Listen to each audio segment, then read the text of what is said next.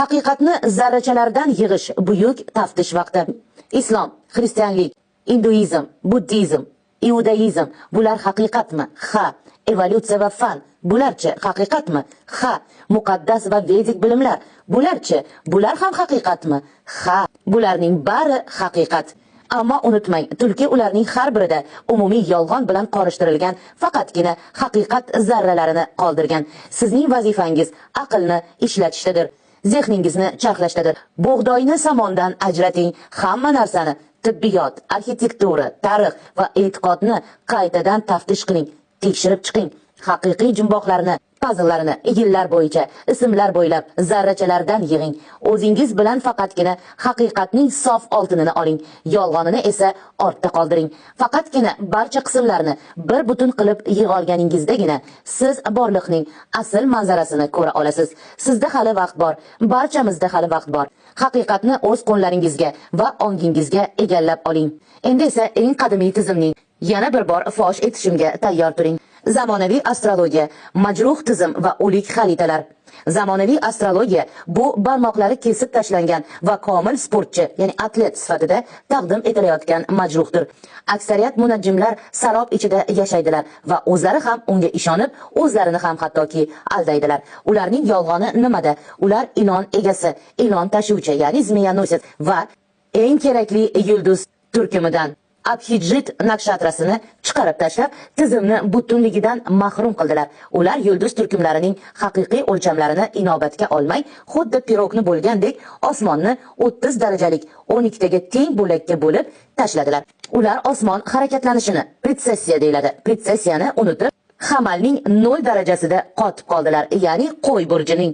Vaholanki 0 darajadagi taxt doimiy ravishda o'z sultonini o'zgartirib turadi. Ular esa buni inobatga olishmadi. Ular oliy sayyoralarini, yugalar va eralarini, epoxalarini inobatga olmaydilar.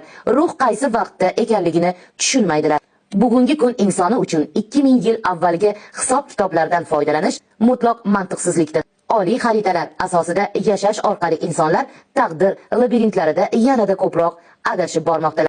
Asl matritsa, tulkining yolg'onidan xoli bo'lgan haqiqat. Men yaratgan platforma bu shunchaki hisob-kitob vositasi, kalkulyator emas, balki tulkining yolg'onlaridan tozalangan tirik koinotning nafasidir.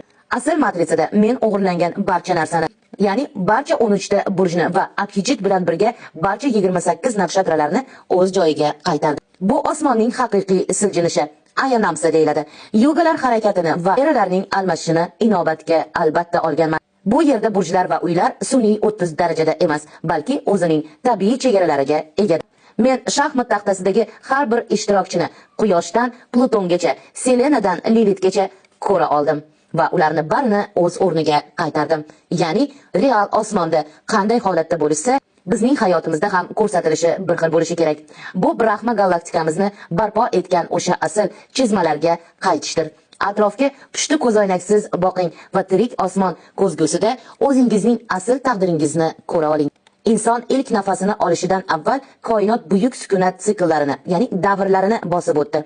İlk borliq sukunati erasida, yaratuvchining nazorati ostida yulduzlar va sayyoralarning shakllanishi uchun milliardlab yillar sarflandi. Toshning uyg'onish erasida, yer hali qaynoq lava holatida bo'lib, moddiyatning tamal toshini qo'yayotgan edi. Dev qomatlar, dinozavrlar erasida, tabiat jismoniy qudratni sinovdan o'tkazayotgan ulkan mavjudotlar davri edi.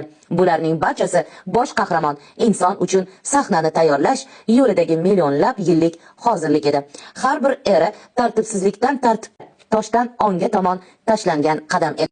Arxitektura sirlari ilohiy antenalardan qonli arenalargacha har bir davrda Brahma insoniyatga o'ziga xos chizmalarni taqdim etgan. Satya va Tretta yugalarda biz ehromlar, ya'ni piramidalar barpo etganmiz. Ular ilohiy kuchlar bilan bog'lanish uchun o'ziga xos antenalar vazifasini o'tagan, hali ham o'tamoqda. Ammo odamlar aksariyati bundan bexabar. Ammo Kali yugada tulki hukmronligi ostida arxitektura inson uchun qafasga aylandi. Kolizey bu ruhning tanazzulga yuz tutganidan dalolat beruvchi yodgorlikdir. Aynan shu yerda tulki insonlarni o'limni tomoshaga aylantirishiga o'rgatdi. Bu nuqtada asl astrologiya unutilgan edi. Osmon esa arenalarning tosh gumbazlari bilan yopib qo'yildi. Davomi keyingi qismda.